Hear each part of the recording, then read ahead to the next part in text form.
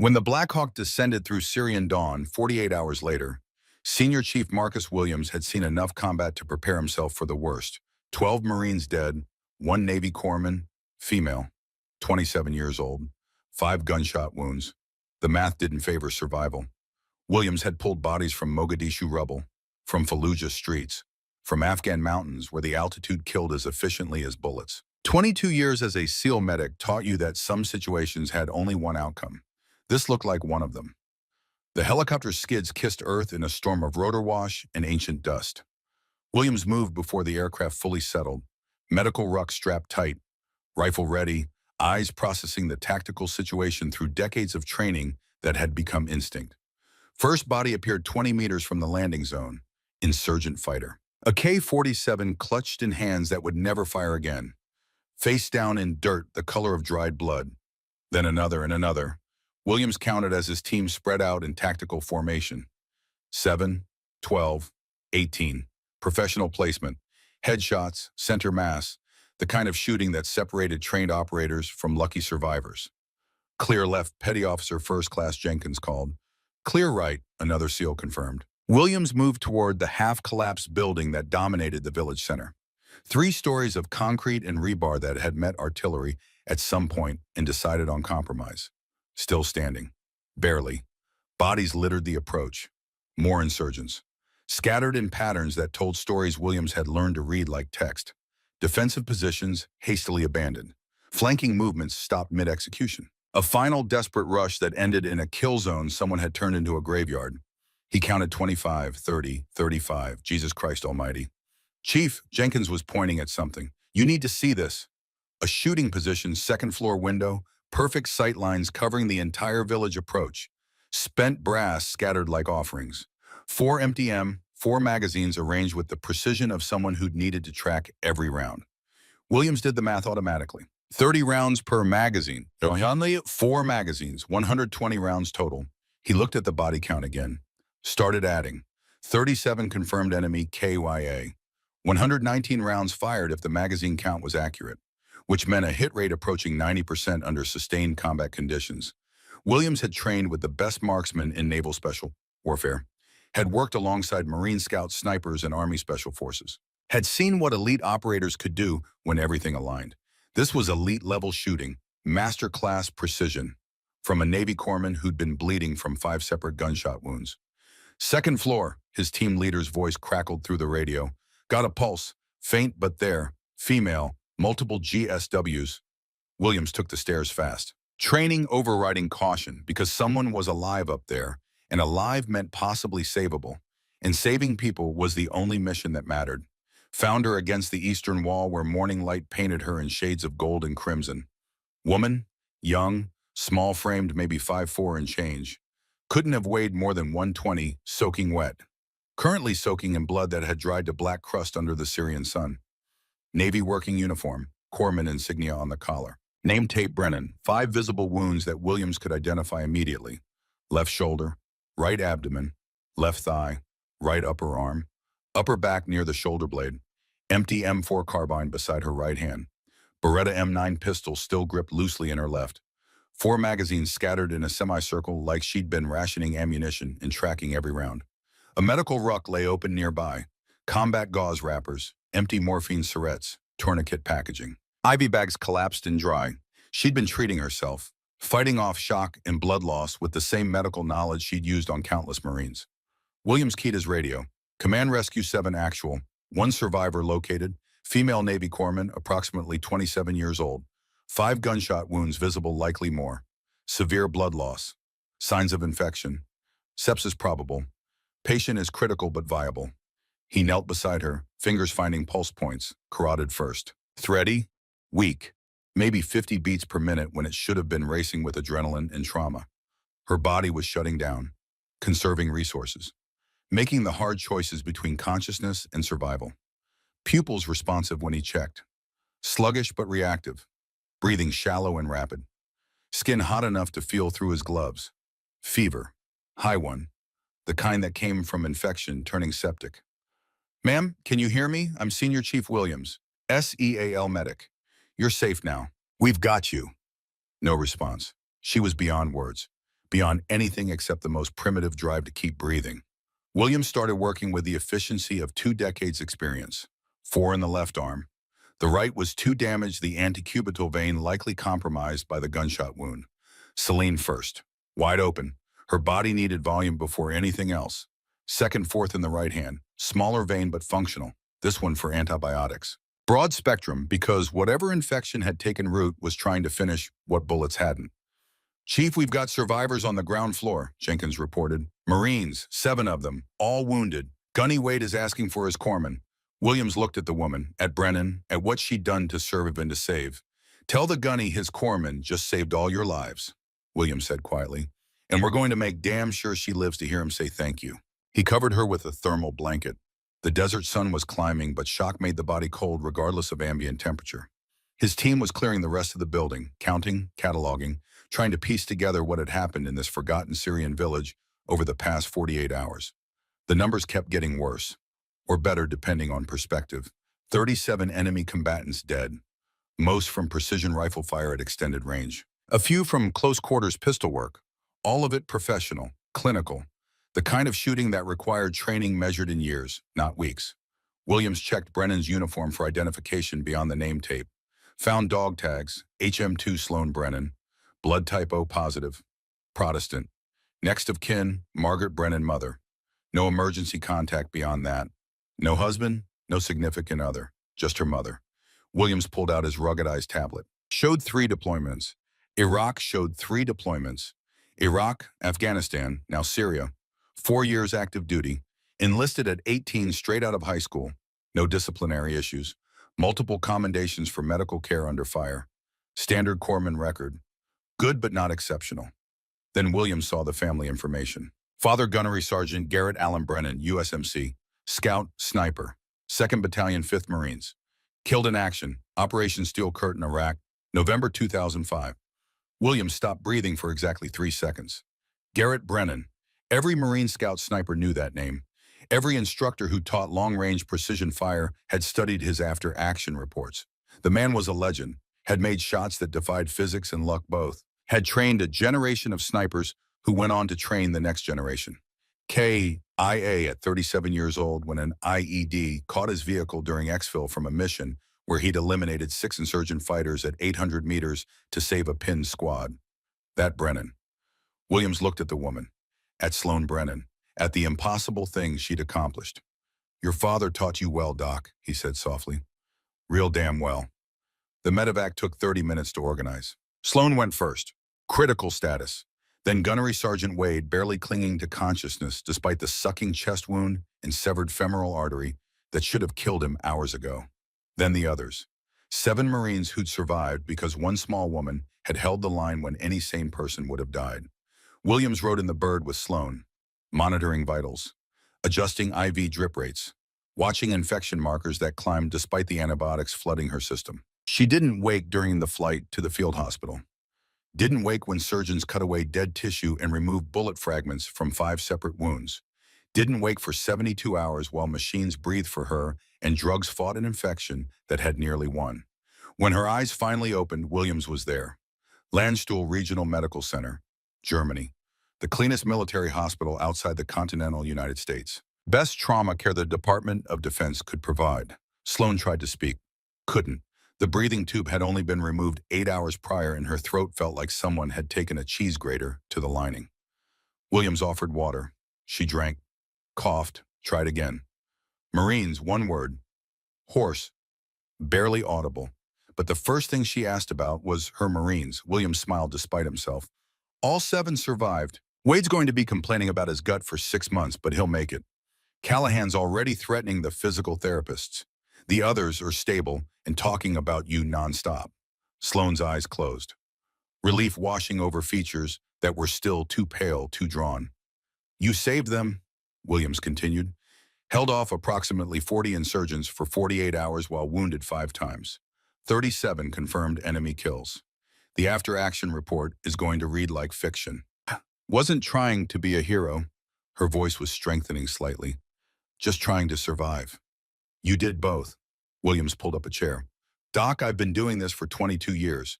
Worked with Rangers, Green Berets, Force Recon Delta. I've seen the best operators the U.S. military produces. He paused.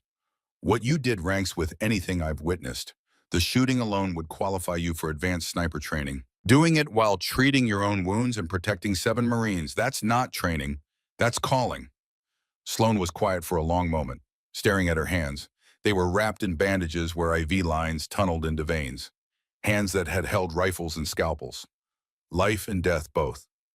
My father was a Marine Scout sniper, she said finally. Garrett Brennan, 2nd Battalion, 5th Marines. I know. I pulled your service record. Williams leaned forward. Your father is legendary in the sniper community. I've studied every after-action report he filed, used them in training courses I taught. He died when I was 8. The words came out flat, emotionless, the kind of control that came from years of practice. IED in Iraq, Operation Steel Curtain. I promised my mother I'd never touch a rifle after that. She'd already lost him to war. Didn't want to lose me, too. Williams nodded slowly. But you picked one up anyway. As 7 Marines were dying, I was dying. The insurgents weren't going to stop. Sloan met his eyes. My father taught me 2 things before he died: how to heal and how to fight. I spent 19 years using only one of those skills. But when the choice was keep my promise or save lives, she trailed off. You saved lives. That's all that matters. Is it? Sloane's voice carried weight that 27 years shouldn't hold. I broke a promise to my mother. Used skills I swore I'd never use again. Killed 37 people. You protected 7 people. Avenged 12 who died. Survived impossible odds. Williams stood, walked to the window. Doc, there's no glory in killing. We both know that. But there's honor in protecting. Your father understood that. Sounds like he made sure you understood it too. Sloan didn't respond, just stared at the ceiling with eyes that had seen too much and would carry it forever. I need to call my mother, she whispered. Williams pulled out his satellite phone. Take your time, I'll be outside. The conversation lasted 40 minutes. Williams didn't eavesdrop. But when Sloan emerged from the room 3 days later, walking with a cane and moving like every step hurt, something fundamental had shifted in her posture. The weight, the guilt, the crushing sense of having betrayed something sacred. Gone. Not completely. Scars like that never fully healed. But lighter, manageable. The kind of burden someone could carry without breaking. She found Williams in the hospital cafeteria, sat down across from him with the careful precision of someone negotiating with a body that still hadn't forgiven the abuse. My mother says my father would be proud. Sloane's voice was steady, stronger. She said he gave me both skills for a reason, that he knew the world wasn't simple enough for single solutions. Smart woman. She asked what I'm going to do now. Sloan wrapped both hands around a coffee cup. I told her I don't know. I'm a medic. That's my identity, my calling. But I'm also my father's daughter, and I can't unknow what I know. Can't unlearn 19 years of training that saved 7 lives. Integration, Williams said. Not choosing between medic and shooter, being both. Can you really do that? Be both without losing yourself to either, Williams smiled. Doc, I've been a SEAL medic for 22 years. I've saved lives with scalpels, taken them with rifles, sometimes in the same hour, sometimes in the same minute. He sipped his coffee. The operators who survive aren't the ones who specialize. They're the ones who integrate, who understand that healing and fighting are tools in the same toolkit, methods for the same mission, keeping people alive. Exactly. Sloan was quiet for a long moment, watching steam rise from her cup in patterns that meant nothing and everything. What happens now? Now you heal. Physical therapy, psych eval, debrief with about 40 people who want to know how you survived. Williams set down his cup. After that, if you want it, I'm authorized to offer you a position. SARC program, Special Amphibious Reconnaissance Corpsman. Trained to work with SEAL teams. Learn to formally integrate both skill sets. Become the kind of medic who can operate anywhere, anytime with anyone. I'd still be a corpsman first. Always. Medical is your primary mission. But you'd learn to defend yourself and your patients with the kind of skill that makes the difference between everyone coming home and half the team in body bags. Sloan stared at her hands, those hands that had held IV lines and EM4 carbines, that had saved and killed in equal measure. I need time. Take all the time you need. The offer doesn't expire. 2 weeks later, 3 things happened simultaneously. First, Sloan was cleared to fly back to the continental United States. Naval Medical Center, San Diego. Continue recovery. Begin the long process of putting mind and body back together. Second, the Marine Corps released its after-action report on the Al-Rashid ambush. Classified top secret, but word leaked anyway. Always did. 37 enemy KIA, 119 rounds fired. 7 Marines saved by a Navy corpsman who weighed 122 pounds and had been shot 5 times. The story spread through military channels like wildfire in drought conditions, embellished, exaggerated. But the Corps remained true enough to matter. 3rd Gunnery Sergeant Thomas Wade's wife showed up at the hospital. Sloan was in physical therapy when the woman appeared. Mid-40s, kind eyes. The kind of strength that came from raising 3 kids while your husband deployed to places that turned boys into men and men into ghosts. Corpsman Brennan, Sloan stopped mid-exercise. "Ma'am, I'm Catherine Wade, Tom's wife." The woman smiled, but tears tracked down her cheeks. "He's still in recovery. Wanted to come himself, but the doctor said no. So he sent me." "How is the gunny alive?" Catherine pulled something from her purse. "Because of you. Tom told me what happened. All of it. How you treated wounded Marines while taking fire. How you got shot 5 times trying to save his men. How you held off an army to keep him breathing." She opened her hand. A purple heart medal lay in her palm. Worn, old, the ribbon faded from years in handling. This was Tom's, from Fallujah 2004. Took shrapnel from a car bomb while evacuating civilians. Catherine pressed it into Sloan's hands. "He wants you to have it. Says you earned it 5 times over. Says it's not enough, but it's all he has to give." "Ma'am, I can't accept—" "You can, you will." Catherine's voice carried the weight of 20 years as a Marine wife. Corpsmen don't get enough recognition. Don't get enough credit for the lives they save. But Tom knows. We all know. You're the reason my husband is coming home. The reason 3 kids still have their father. She pulled Sloan into a hug, hard enough to hurt healing wounds, but neither of them cared. "Thank you," Catherine whispered.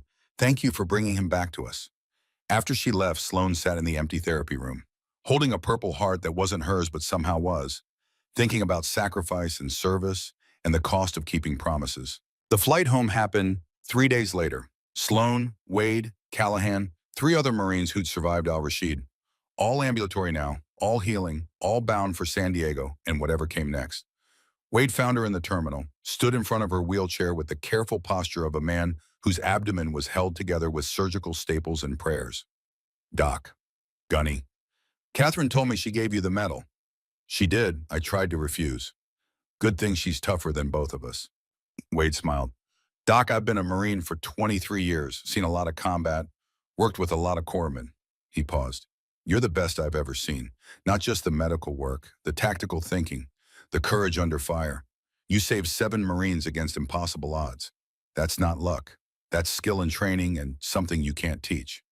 "My father taught me." "I know. Garrett Brennan. Legend."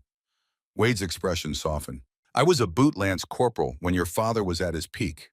Heard stories about him, the 800-meter shots, the impossible angles, the way he could read terrain like a book." He gestured at Sloan.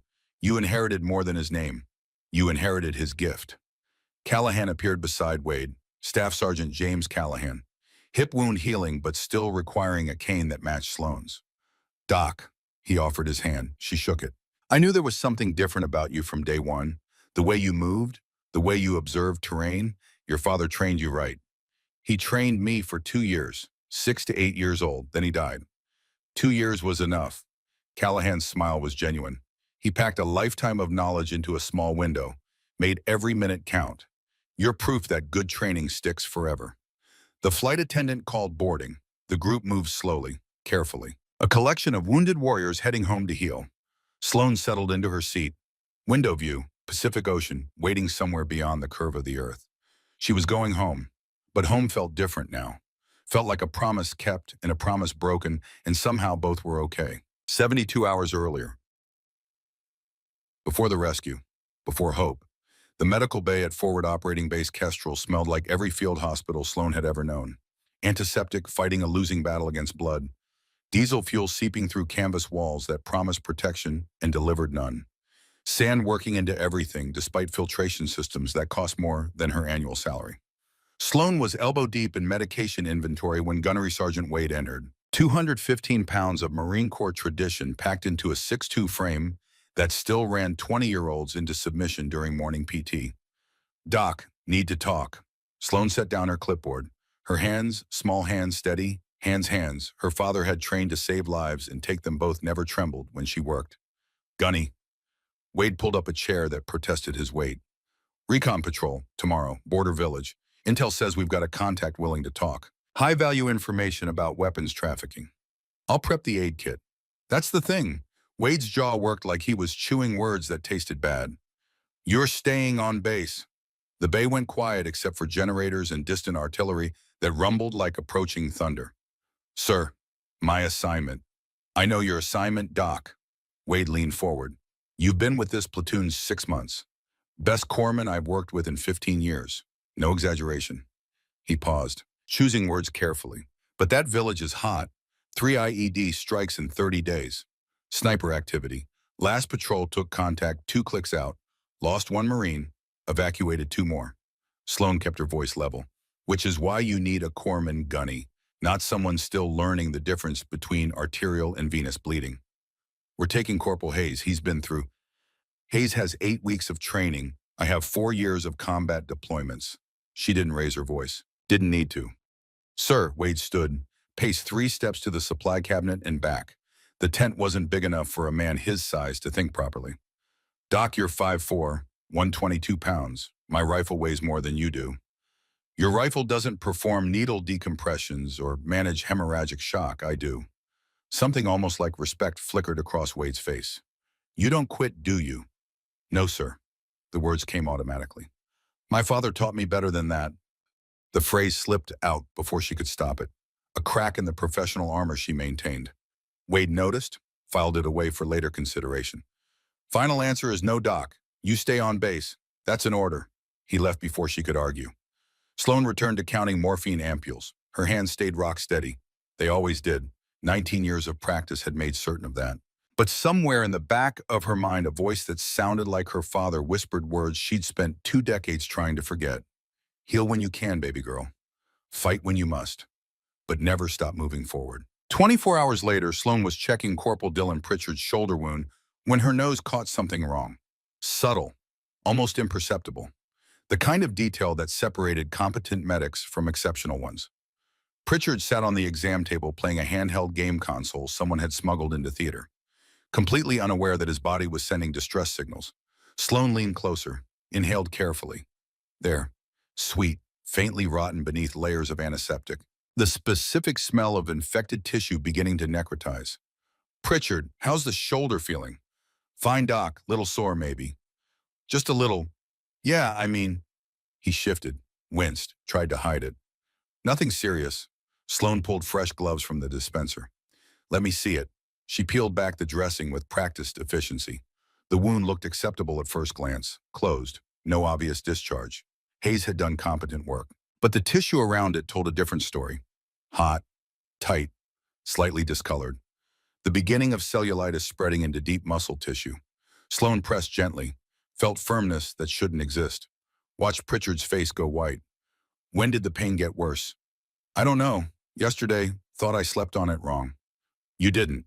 She was already moving, pulling supplies. You've got an infection spreading into the tissue. Another 12 hours and we're looking at IV antibiotics. Maybe surgery. Pritchard's eyes widened. Hayes checked it yesterday, said it looked good. Hayes is competent, but he's been doing this 8 weeks. Sloan prepped the drainage kit. This is going to hurt. I need to open the wound and clear the abscess before it spreads. How did you even know it barely looks? The smell? Infected tissue has a specific odor. Sweet but wrong. You learn to recognize it before visual symptoms appear.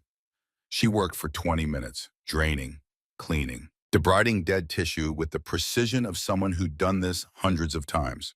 Applying proper antimicrobial dressing, starting oral antibiotics at therapeutic doses. Pritchard gritted his teeth through all of it, never complained. Good Marine. When she finished, his shoulder looked worse than when she'd started. Raw, angry red, but clean now, healing properly instead of rotting from within. Light duty for 48 hours, Sloan said. Check back every 12 hours. Any fever, increased pain, red streaks, you find me immediately. Understood. Yes, ma'am, I mean Doc. Pritchard flexed his arm experimentally. How did you even know to look? 4 years watching Marines try to tough out injuries that could kill them. Sloan stripped off her gloves. You develop instincts. After Pritchard left, Sloan updated his chart, documented the infection, the intervention, the treatment protocol. She was filing paperwork when Wade appeared. The gunnery sergeant looked at Pritchard's retreating form. Back to Sloan, his expression unreadable. Hayes missed that. Early presentation, easy to overlook without specific training. But you caught it. Yes, sir. Wade was quiet, thinking, processing. Doc Williams, the SEAL medic I trained with back in 2003, he had that same ability. Could smell infections before they showed on any diagnostic.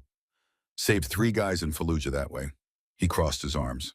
You ever work with SEALs? No, sir. Marines only. Interesting. Wade studied her like she was a tactical problem that didn't quite compute. That patrol tomorrow, you still want in? Sloan kept her expression neutral. If you need me, Gunny. Yeah, Wade nodded slowly. I think we do. Be ready at 0500, full kit.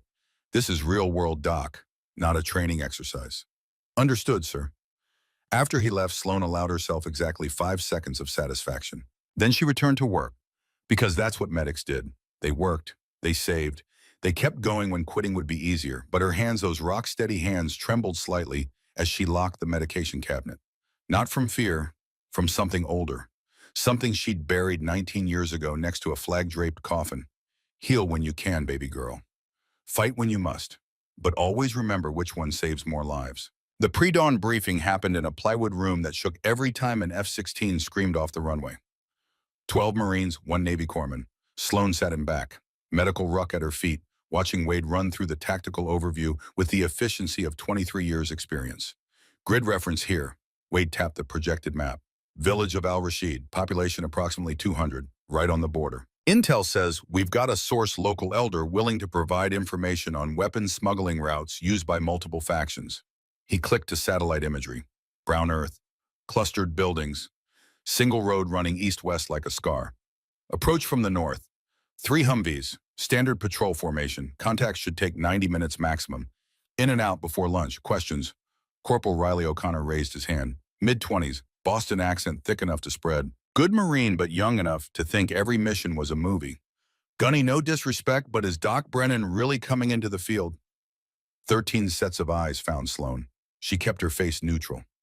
She'd heard variations of this question her entire career. Wade's voice could have cut steel.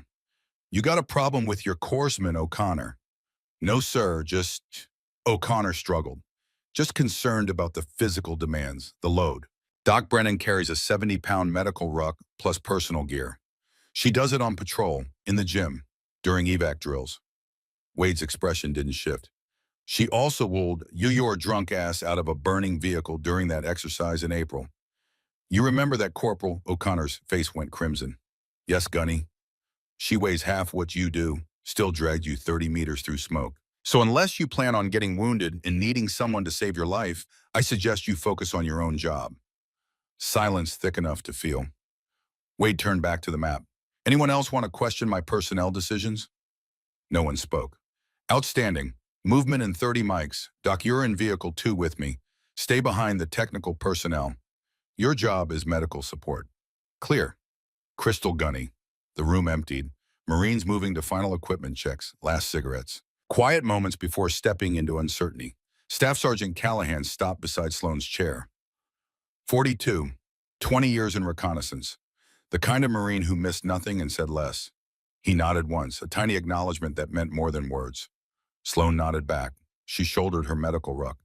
72 pounds of equipment designed to keep human beings breathing when physics and ballistics disagreed. Trauma shears, hemostatic agents, combat gauze, tourniquets, chest seals, needle decompression kits, morphine, ketamine, IV fluids, everything necessary to hold death at arm's length. Her father's voice whispered across 19 years. Those hands can hold more than rifles, baby girl. They can hold life itself. That's the real power.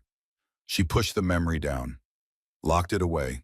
Today she was just a medic, nothing more. I am. The Humvees departed at 0540 under skies turning from black to gray to the color of old bruises. Sloan sat wedged between Callahan and a radio operator named Sullivan. The interior smelled like gun oil and energy drinks and the particular flavor of nervous energy that came with leaving the wire. Wade drove. O'Connor rode shotgun. M4 carbine pointed out the window at a landscape that promised nothing good. Radio chatter filled the space. Position updates, vehicle spacing, speed adjustments. Sloan watched terrain slide past, brown earth, scattered rocks, skeletal remains of things that might have been trees before drought and war had opinions. Callahan leaned close. First time outside the wire dock.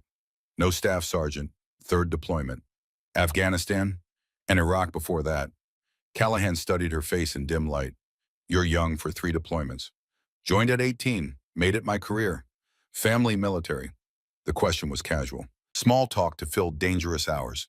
But Sloane's answer caught in her throat for 1 second too long. My father, Marines. What unit? Scout Sniper, 2nd Battalion, 5th Marines. Something shifted in Callahan's expression. Recognition lighting behind his eyes. Garrett Brennan. The name hit like artillery. Sloane's voice stayed level through pure discipline. You knew of him. I was 4th Marines when he, in 2005. Iraq. Steel curtain. Callahan's eyes held respect. He eliminated 6 insurgents from 800 meters to save a pinned squad. Got hit on the exfil, IED. They said, I know what they said. Sloan cut him off, gentler than intended. I was 8 years old. Christ, Doc, I'm sorry. Long time ago. But it wasn't. 19 years felt like yesterday when she let herself remember. The rifle range where he'd taught her, his hands guiding hers. The smell of hops number 9 and Kentucky bourbon and Old Spice. Breathe in for 4, baby girl. Hold for 7, out for 8. Between heartbeats, that's when you squeeze. Gentle, like you don't want to wake a sleeping baby. Callahan watched her, reading things she didn't want readable. He taught you, didn't he? I saw how you were looking at the terrain earlier, the sight lines, the fields of fire. That's not medic training. He taught me a lot of things. Sloan turned back to the window. Most of them I don't use anymore. Why not? Because I promised my mother I'd save lives, not take them. The conversation died, but Callahan's eyes stayed on her, watching, calculating, seeing connections she'd spent 19 years hiding. The village appeared 40 minutes later. Brown buildings rising from brown earth under a sky promising heat the sun hadn't delivered yet. Wade's voice crackled through the radio. All vehicles standard approach. But something feels wrong. Stay sharp. Sloan leaned forward, scanned the village through dust-streaked windows. Wade was right. No children playing in early morning coolness. No women at the well. No old men in doorways watching the day begin. Just emptiness. Silence. And somewhere deep in her brain an alarm bell that sounded exactly like her father's voice. When the battlefield goes quiet, baby girl, that's when you move. Because the enemy already has. The first RPG hit Vehicle 1 before anyone could process the wrongness. The world became fire and physics and the wet sound of pressure waves hitting human flesh. Vehicle 1-4 Marines erupted in a fireball that turned morning into hell. Metal screaming, glass shattering, bodies ragdolling through space like physics demonstrations. Sloan's training bypassed conscious thought entirely. Contact, Wade's voice, hoarse, commanding. Dismount, get to cover. She grabbed her medical ruck, 72 pounds. Threw open the door as a K-47 fire chewed through the space where her head had been 3 seconds earlier. Hit the ground rolling. Years of muscle memory that had nothing to do with Navy medicine and everything to do with a Georgia rifle range. Don't be where the bullets are going, baby girl. Be where they've already been. The ambush was textbook perfect. 30-plus insurgent fighters positioned in buildings on 3 sides. High ground, overlapping fields of fire. No retreat route. Professional work. Marines were dismounting, returning fire, taking cover behind anything that might stop 7.62 millimeter rounds traveling at 2,400 feet per second. It wasn't enough. Sullivan went down first. Center mass. The radio operator grabbed his chest and dropped like someone had cut his power. Sloan moved before deciding to move. Medic autopilot. The part of her brain that had done this 100 times in training and a dozen times for real. Grabbed Sullivan's kit. Dragged him behind Vehicle 2. 190 pounds of marine and equipment. She weighed 122 and moved him like he was made of foam. Adrenaline, fear, training.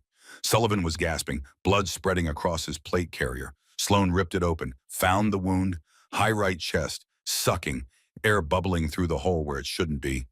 Pneumothorax. His lung was collapsing. Stay with me, Sullivan. Her hands moved independently of thought. Chest seal. Occlusive dressing. Applying pressure. You're not dying today. Gunfire rattled overhead. Ricochet screamed off metal. Then pain. White hot. Left shoulder. Like someone had driven a railroad spike through muscle and bone and kept pushing. Sloan looked down. Saw the hole. Saw blood, her blood mixing with Sullivan's. First time. Ever. She'd been shot. Her father's voice cut through shock. Pain is just information, baby girl. Data. Process it later. Right now, finish the job. She sealed Sullivan's chest, started an IV with hands that only shook slightly. Pushed morphine. Doc, Wade's voice from her left. We need you. Pritchard was down. The same Marine whose infection she'd caught yesterday. Now he had a tourniquet on his leg, but it wasn't tight enough, and arterial blood was pumping out with each heartbeat. Sloan low-crawled 15 feet. Open ground, bullets turning air into angry hornets that wanted her dead. Made it, somehow. Pritchard's femoral artery was partially severed. The tourniquet was on, but not high enough, not tight enough. He'd bleed out in 3 minutes. She repositioned it, tightened until Pritchard screamed, watched his face go white as circulation stopped, causing agony, saving life. Pain in her right side. Sharp. Breath stealing. Second hit. Ribs maybe, or liver. Hard to tell through adrenaline. She looked down, saw the second hole. Blood soaking through her uniform. 2 gunshot wounds. Still moving. That's my girl. Don't stop. Movement is life. Doc, you're hit, Callahan, appearing beside her, reaching for her shoulder. I know. Sloan pushed his hand away, finished with Pritchard. Get him back to the vehicle. I've got more wounded. Doc, I need you to follow orders. Staff Sergeant. She moved to the next Marine, O'Connor, the one who'd questioned her presence. He'd taken rounds to both legs and was trying to crawl toward cover with determination and zero success. Sloan reached him, started working. The firefight had lasted maybe 5 minutes. Felt like hours. Vehicle 1 was gone.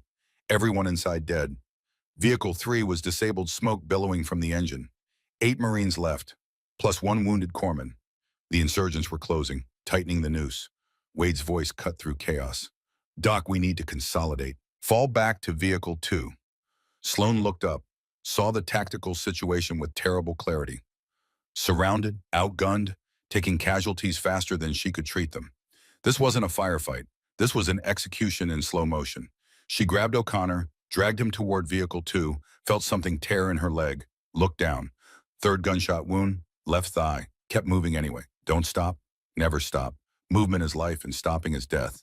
Made it to the vehicle. Pushed O'Connor into cover, turned for more wounded, saw Callahan going down. Hip shot, spinning, trying to return fire even as he fell. Sloan ran, no cover, no concealment, just open ground and physics and bullets that didn't care about courage. 4th hit, upper back near the left shoulder blade. Entry wound, no exit. The round was still in there. She stumbled, caught herself, reached Callahan. Staff Sergeant, can you move? Doc, Jesus, you're bleeding from everywhere. Can you move? Yeah, I think.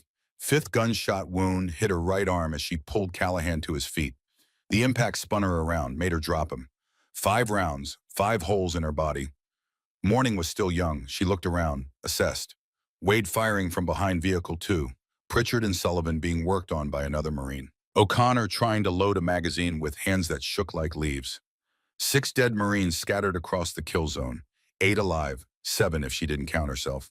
The insurgents were maybe 50 meters away now, moving building to building, taking their time.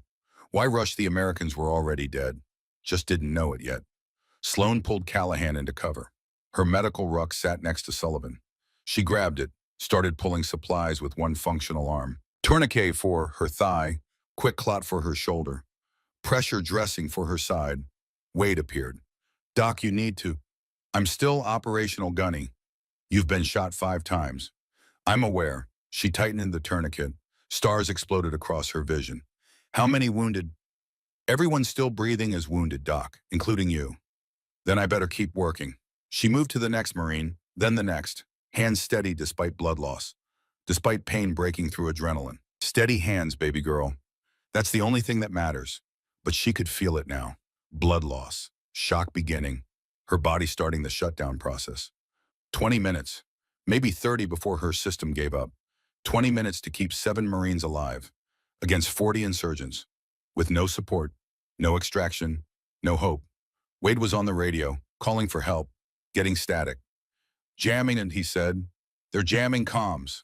Sloan looked at the tactical situation, really looked. The way her father had taught her to see battlefields as three-dimensional problems. High ground, cover, fields of fire, and 30 meters away, a half-collapsed building.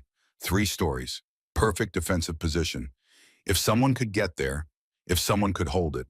She looked at the M4 carbine beside Wade's armor, looked at her hands.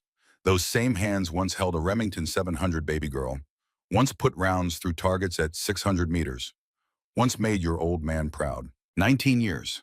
19 years since she'd made a promise. But 7 Marines were dying, and she was the only one who could save them. Not with medicine, with something older. Sloan picked up the M4. The weight felt like coming home and betrayal both. Wade grabbed her arm. "Doc, what are you travay on?" "That building, 30 meters, overwatch position." Her voice was clinical. "I can hold it. Buy time for extraction." "You've been shot 5 times." "I know." She pulled a fresh tourniquet from her ruck, tightened it until white stars danced. "Which is why I need to move now, while I still can." "You're a medic." "My father was Gunnery Sergeant Garrett Brennan, scout sniper, 2nd Battalion, 5th Marines." The words came out flat. "He taught me to shoot before I could write my name. 600-meter shots when I was 8 years old." Wade stared. "I promised my mother I'd never touch a rifle after he died. Only heal." Sloan stood, swayed, caught herself. "But 7 of you are dying if I keep that promise. So I'm breaking it." She didn't wait for permission. Grabbed Wade's M4, slung her medical ruck, moved. 30 meters felt like 30 miles. Every step sent fresh agony through 5 wounds, blood soaked through improvised dressings, tourniquet cutting off circulation. Shock wanted to drag her down, wanted to shut everything off and let darkness have its way. Not yet. A K-47 fire tracked her movement, rounds impacting dirt. Concrete, air. She made it to the building, barely. Ground floor was rubble and death. 2 insurgents from the initial assault. She didn't look at faces. Stairs to 2nd floor. Partially collapsed but stable. Sloan climbed. Each step a negotiation with a body that wanted to quit. 2nd floor, window facing the kill zone. Perfect sight lines, good concealment, multiple exits. She set down the medical ruck. Pulled what she'd need, hemostatic gauze, combat gauze, morphine syrettes, 4 supplies, then arranged ammunition. 4 magazines, 120 rounds total, against 35 to 40 enemy combatants. The math was bad, but David had faced worse odds with a sling and faith. Sloan positioned herself at the window, prone, rifle braced on rubble. Below, insurgents were closing on vehicle 2. Methodical, professional. She could see Wade, still fighting, returning fire with one hand while trying to bandage his stomach wound with the other. Could see Callahan dragging O'Connor, Pritchard, Sullivan, all wounded, all running out of time. Her father's voice. "Breathe, baby girl. 4 in, 7 hold, 8 out."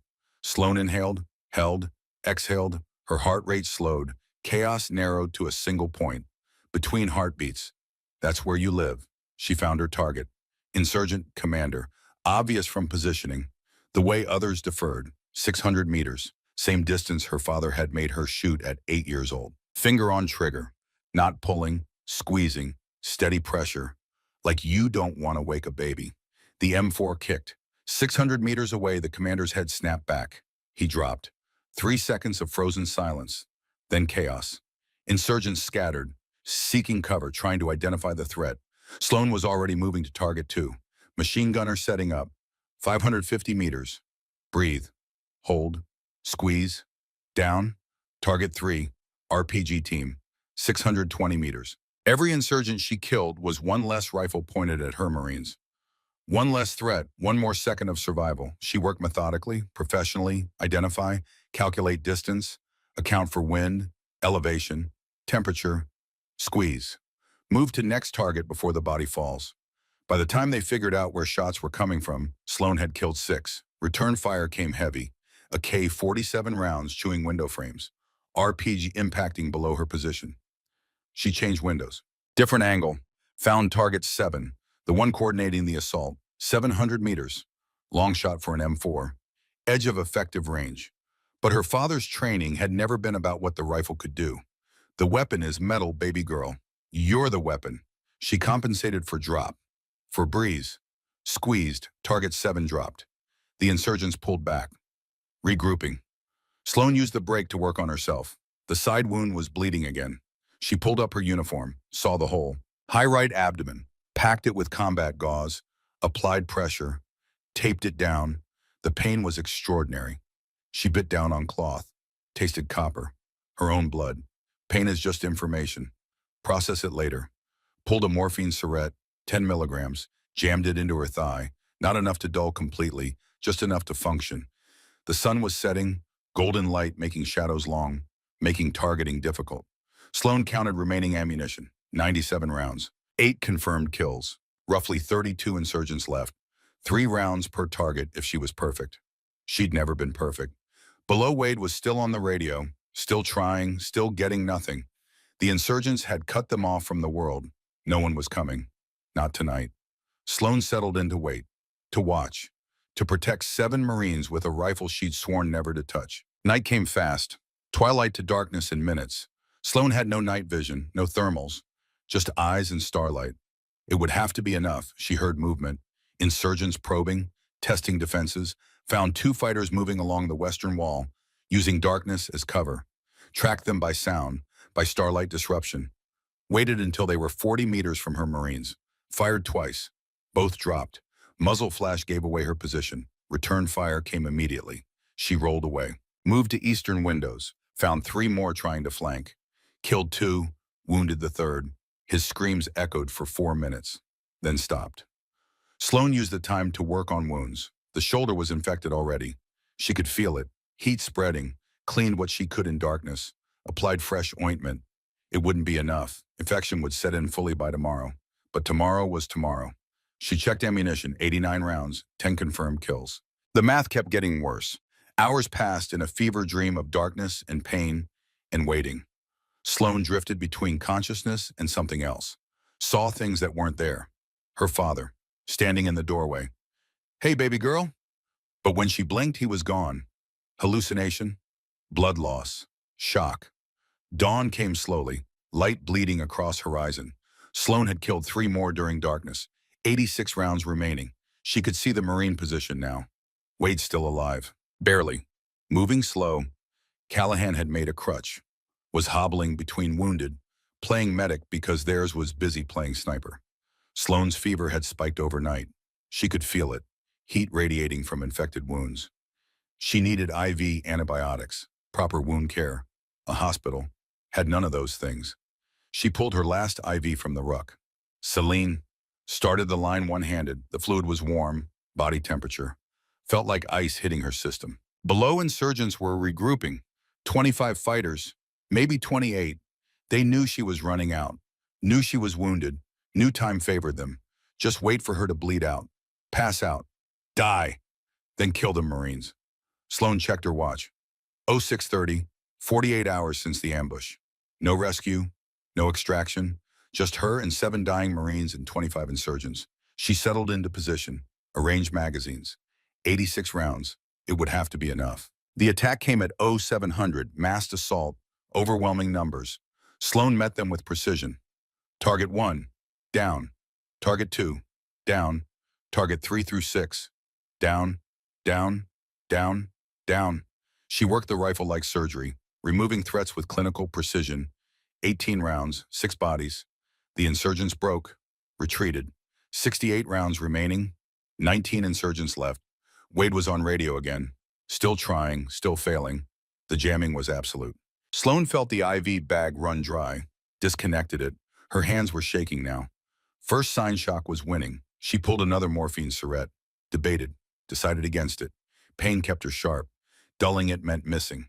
Missing meant Marines died. The sun climbed, temperature rising. Sloan's fever climbed with it, 102, maybe 103. Then the radio crackled. Not Wade's, hers, emergency frequency. A voice, male, American. Any station, any station. This is Rescue 7. We have reports of contact at... Sloan grabbed the radio, hands shaking badly. Keyed the mic. Rescue 7, this is, she paused. Couldn't remember her call sign. This is Navy Corpsman Brennan, grid reference confirmed.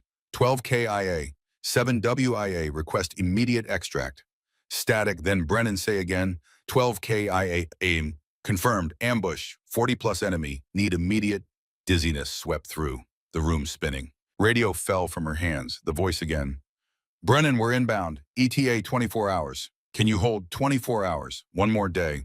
Sloan looked at ammunition, 68 rounds, looked at wounds, 5 holes, infected, bleeding, looked at Marines, still fighting, still breathing, because of her. She picked up the radio. Affirmative Rescue 7, we'll be here. Roger, stay alive, Corpsman. The radio went silent. 24 hours. She could do 24 hours. She'd done 48 already. The afternoon dissolved into fever dreams. Heat and pain in the mechanical process of killing. Insurgents probed. Sloan killed them. 3 rounds, 2 rounds, 1 perfect headshot at 800 meters she'd never replicate. By sunset, 8 more dead. 44 rounds remaining. 11 fighters left. Below, Callahan had made a white flag, trying to surrender. Sloan shot it from his hands. Keyed radio. Staff Sergeant, no surrender. Rescue inbound, 20 hours. Callahan's voice, weak, exhausted. Doc, we can't. You can, because I'm not letting you die. She changed magazines. Not today, not ever. Night fell again, second night in hell. The infection was bad, really bad. Red streaks spreading from shoulder wound, lymphangitis, blood poisoning. Without IV antibiotics, maybe 48 hours before sepsis killed her. But she only needed 20 more. The math worked. Barely. This time when her father appeared, he brought a camp chair. Sat down across from her like they were on a Georgia porch drinking sweet tea. You look terrible, baby girl. Feel worse, Dad. How many left? 11 insurgents, 44 rounds. 4 per target. That's generous math. I might miss. Her father laughed. Real, warm, the sound she'd missed for 19 years. You never miss, not when it counts. He leaned forward. You know why one? Because you're not just my daughter, you're not just a medic, you're both integrated, complete. He smiled. That's real strength, baby girl. Not choosing between 2 halves, becoming whole. I broke my promise to Mom. You kept a bigger promise, to serve, to protect, to save lives with whatever tools the mission required. He gestured at the darkness beyond the window. 7 Marines are breathing because you understood that, because you didn't let fear or guilt stop you from doing what needed doing. I'm so tired, Dad. I know, but you've got 18 hours left. Then you can rest. He stood. Until then, you do what Brennans do. You fight, you save. You don't quit. Sloan blinked.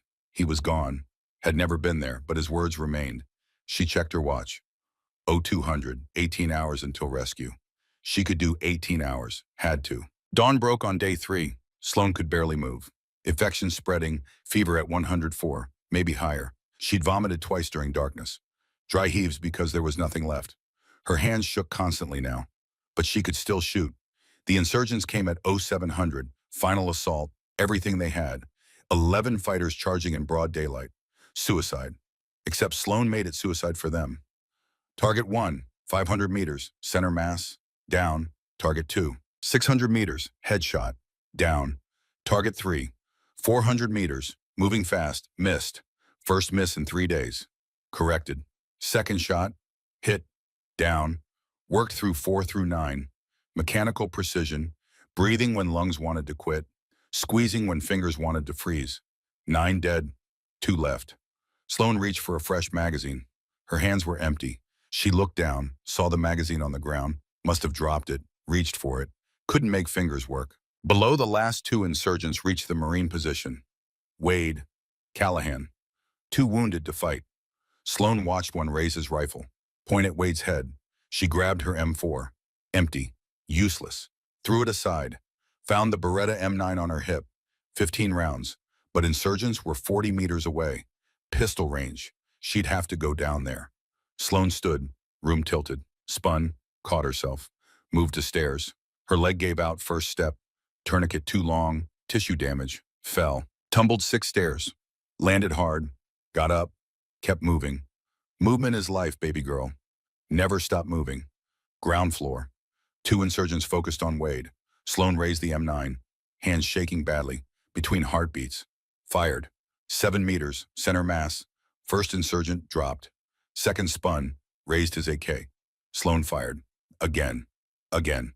3 rounds, all center mass. Second insurgent fell. Silence.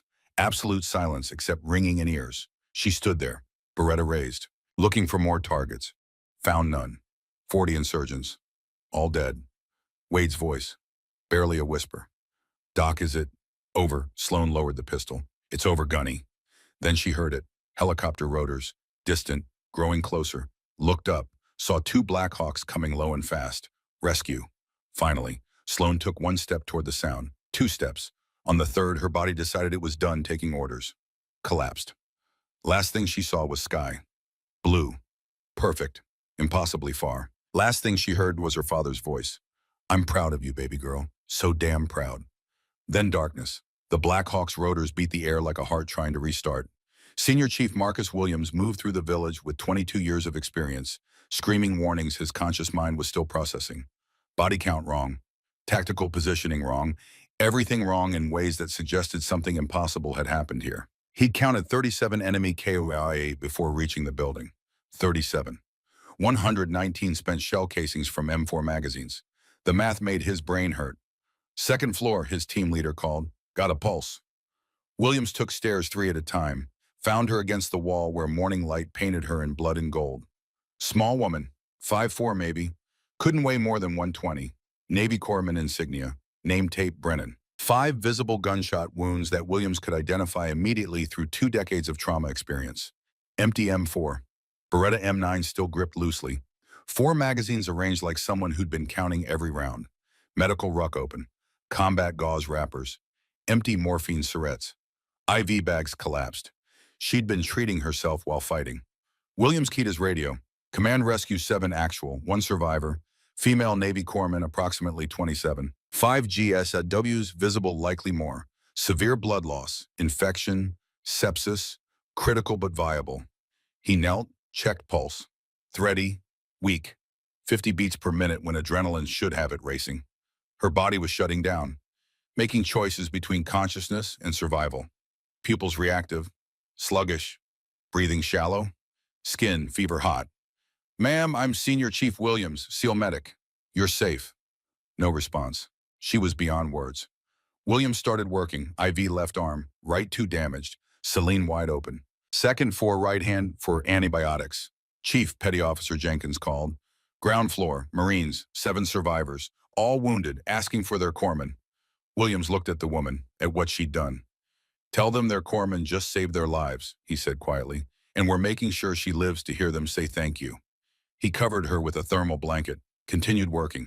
His team was clearing, counting, reporting numbers that didn't make sense. 37 confirmed enemy KIA chief, most from long-range precision fire, some close-quarters pistol work, all professional-level shooting. Williams pulled out his tablet, accessed personnel files, HM2 Sloan Brennan, 3 deployments, standard corpsman record, then family information. Father Gunnery Sergeant Garrett Allen Brennan, USMC, Scout Sniper, 2nd Battalion, 5th Marines, KIA Iraq, November 2005. Williams stopped breathing. Garrett Brennan. Every Marine Scout Sniper knew that name. Every precision fire instructor had studied his after-action reports. The man was legend. Williams looked at the woman, at the impossible things she'd accomplished, at the legacy she'd inherited, and the promise she'd kept. Your father taught you well, Doc, he whispered. Real damn well. The evacuation took 30 minutes. Sloan went first. Critical, then Gunnery Sergeant Wade, then the others. 7 Marines who'd survived because 1 woman held the line. Williams rode with Sloan, monitoring vitals, adjusting IV rates, watching infection markers climb despite antibiotics. She didn't wake during the flight, didn't wake during surgery to remove bullets and debride tissue. Didn't wake for 72 hours while machines breathed for her and drugs fought an infection that nearly won. When her eyes finally opened, Williams was there. Landstuhl Regional Medical Center. Germany, best trauma care the military could provide. Sloan tried to speak. Couldn't.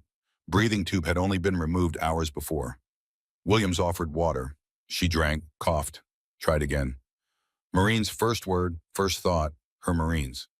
Williams smiled. All 7 survived. Wade's going to complain about his gut for 6 months, but he'll make it. Callahan's threatening physical therapist. The others are stable and asking about you constantly.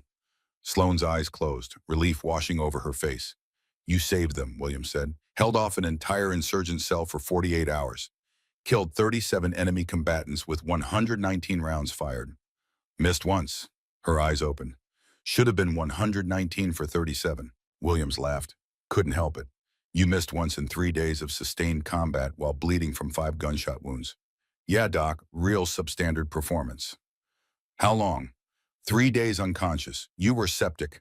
Fever hit 106. We thought we were losing you twice. Sloane looked at her hands. Bandaged. IV lines in both arms.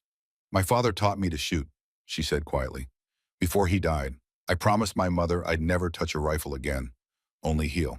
Why, but she'd already lost him to war. Didn't want to lose me, too. Williams nodded. He'd heard 1,000 variations of that story. Your father was Gunny Garrett Brennan, scout sniper, legend in the community. You knew of him, read every after-action report, used them in training. Williams leaned forward. Doc, what you did wasn't just survival. That was art, precision, discipline. Everything your father taught you applied to save 7 lives. I broke my promise. You kept a bigger one. Williams gestured at the window. Wade told me you treated wounded Marines while taking fire. Got shot 5 times trying to drag men to safety. Only picked up a rifle when there was no other choice. Sloane said nothing, just let tears track down her face. That's not breaking a promise, Doc. That's honoring it. Different tools, same mission.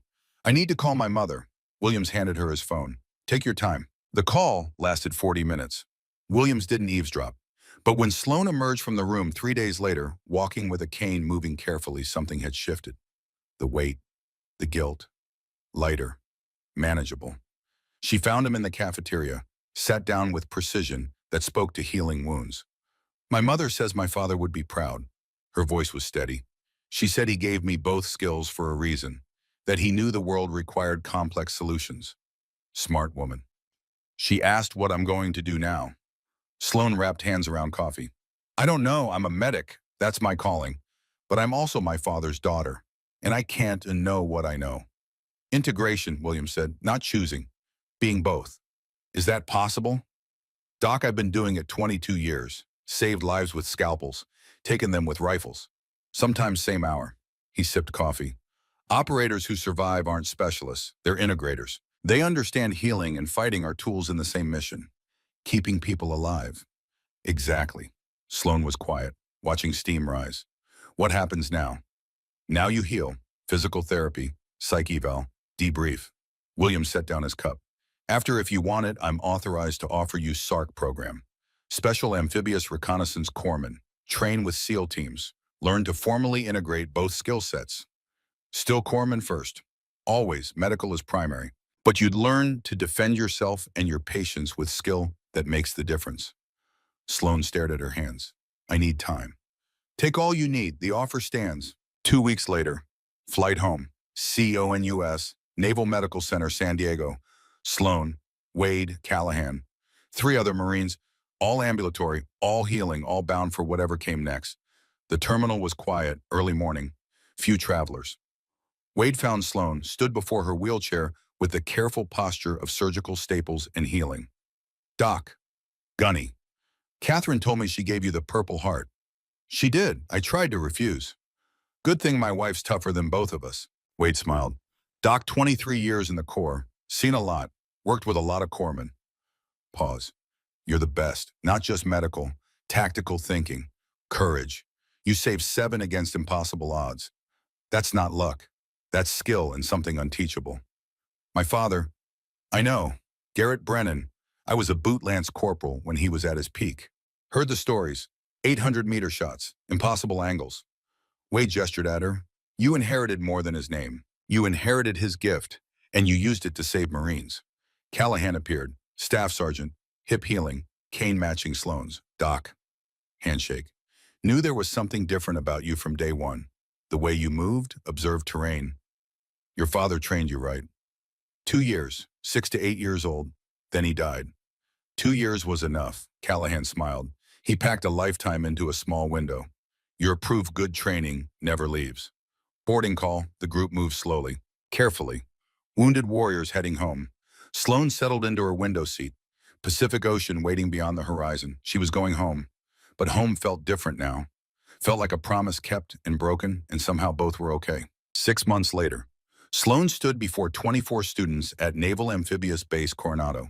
The sign read, Integrated Combat Medicine. Pilot Program.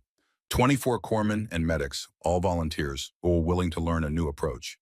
Sloan had gained back the weight.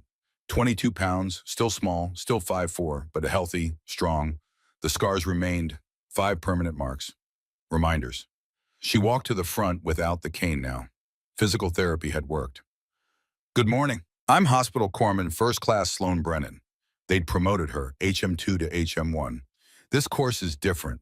We're not making you better medics. You're already good. We're making you more complete. She clicked to the first slide. 2 images. Left corpsman performing needle decompression. Right sniper engaging target. Military doctrine separated these functions. Medical was medical. Combat was combat. Clean lines. Pause. But battlefields aren't clean. Sometimes the best way to save lives is stopping the people taking them. A hand went up. Young corpsman, 22 maybe. Ma'am, are we fighters first or medics first? Both simultaneously. Sloan clicked forward. Primary mission is always medical, always healing, but when situations require it, you need to defend yourself and your patients, not just survive. Excel. She spent an hour on case studies, scenarios where medical knowledge and tactical skills intersected. When to treat, when to fight, how to decide in seconds. The students listened, absorbed, asked questions. At lunch, Williams found her. How's the first class? Good, sharp, motivated. Sloan leaned back. Some are scared about learning to fight. Fear is healthy, keeps you sharp. My father said fear is just information. Williams smiled. He was right. You talk about him more now. Therapy helped. Understanding I didn't betray him or my mother, that I honored both. She looked at the roster. 3 corpsmen saved teammates last month using tactics from this course. Word spreading. Navy noticed. They want to expand. 3 more bases. 40 students per class. Sloan nodded. Good. More people who understand integration, more lives saved. You should be proud. You're changing how the military thinks about combat medicine. Just teaching what my father taught me. Use whatever tools the mission requires. That afternoon, Arlington National Cemetery. Sloan hadn't been back since the funeral. 19 years avoiding the place where they'd buried her father. But today felt right. She found his grave in Section 60. Marine emblem, Gunnery Sergeant Garrett Brennan, 1968 to 2005. Beloved husband and father. Sloan knelt, set down white roses, his favorite. Hey, Dad. The words came easier than expected. I broke the promise, the one to Mom. I picked up a rifle. She traced his name. But I think you'd understand. 7 Marines were dying. I was the only one who could save them. And you taught me how. Breeze moved through oak trees, warm California sunshine. I'm teaching now, showing other corpsmen they can be both, healers and warriors, that it's not contradiction, it's integration. She smiled. I think you'd like the program, based on everything you taught me. She pulled something from her pocket. The seal patch Doc Williams had given her, honorary SEAL corpsman, placed it on the grave beside flowers. I understand now why you taught me both skills. You knew the world wasn't simple, that saving lives sometimes means stopping the people taking them. She stood. I wish you could see what I'm building. The legacy spreading. 3 last month, next month maybe 5, then 10. She saluted. Proper Marine salute. The way he taught her at 6 years old. I love you, Dad. I hope I made you proud. The drive back took an hour. Sloan spent it thinking about the future. Program expanding, more students, more bases, ripple effect spreading. She'd received letters, emails, messages from corpsmen she'd never met, thanking her, sharing stories of integration, using medical knowledge and tactical skills to save lives. The phrase appeared in unofficial mottos, unit patches, quiet conversations. Heal when you can, fight when you must. Both hands, integration over specialization. Her phone rang, unknown number. This is Brennan. Hospital Corpsman Brennan, Captain Harrison, Naval Special Warfare Command. Sloan pulled over. Yes, sir. We have a situation developing. Hostage rescue, high risk. Medical officer requesting someone with your specific skill set, someone who can integrate. When briefing in 4 hours. Wheels up at 2200 if you're willing. Sloane looked at herself in the rearview mirror, saw her father's eyes. Her mother's determination, scars marking her as someone who'd survived the impossible. I'll be there, sir. Outstanding. Welcome to the team, Petty Officer Brennan. Call ended. Sloane sat in the parking lot, thinking about promises made and broken, about integration, about the path her father had set 19 years ago. She drove home. Small apartment, off base, efficient, clean, always ready to deploy. Changed into civilian clothes, jeans, navy sweatshirt, normal life armor. Her mother called at 1800, weekly check-in, every Sunday since Syria. Hey, Mom. Sloane, how's the class? Good, sharp students, programs expanding. Your father would be so proud. I know, visited his grave today. Silence. Then how was that peaceful? I told him about the program, integration, both hands. Sloane smiled. I think he heard. I know he did, sweetheart. Mom, I'm deploying again, short duration, hostage rescue. They need someone with my skill set. Long pause. You're being careful, always. And you understand now that your father gave you those skills as a gift. I understand. Sloane looked at the photo, her father in dress blues. Healing and fighting aren't opposites. They're both service, both ways of protecting people. Then I'm proud too. Both hands, Sloane. Use both hands. I will, Mom, I promise. 2100. Sloane stood on the tarmac, Navy working uniform, medical ruck, rifle. Both hands, the helicopter waited. Rotors spinning, team loading. Williams appeared beside her. Ready, Doc. Sloane looked at the night sky. Stars scattered like hope on darkness. Somewhere up there, her father watched. Somewhere back home, her mother prayed. 7 Marines alive because she'd integrated both skill sets. Tomorrow, maybe more would live because she understood healing and fighting were tools in the same mission, keeping people alive. Ready, Senior Chief? They walked to the helicopter together. Warriors who understood the strongest weapon was knowledge, that hands could hold scalpels and rifles, that integration wasn't weakness, it was evolution. The helicopter lifted off, rising into darkness, heading toward another mission. Sloane checked medical supplies, checked rifle, both hands. The way her father had taught, the way she was teaching others. Below, California disappeared into night. Ahead, uncertain future and certain danger. But Sloane Brennan had survived 5 gunshot wounds and 48 hours of impossible odds. Had killed 37 enemy combatants to save 7 Marines. Had broken one promise to keep a bigger one. Whatever came next, she was ready. Both hands steady, both missions clear. Heal when you can, fight when you must, always serve. The helicopter climbed higher, into stars and darkness and unknown missions, waiting. And somewhere in the night, Sloane could almost hear her father's voice one last time. That's my girl. That's my warrior. Show them healers can fight, and fighters can heal. Show them integration. Show them both hands. Show them what it means to be complete. She would. She already had. And she was just getting started.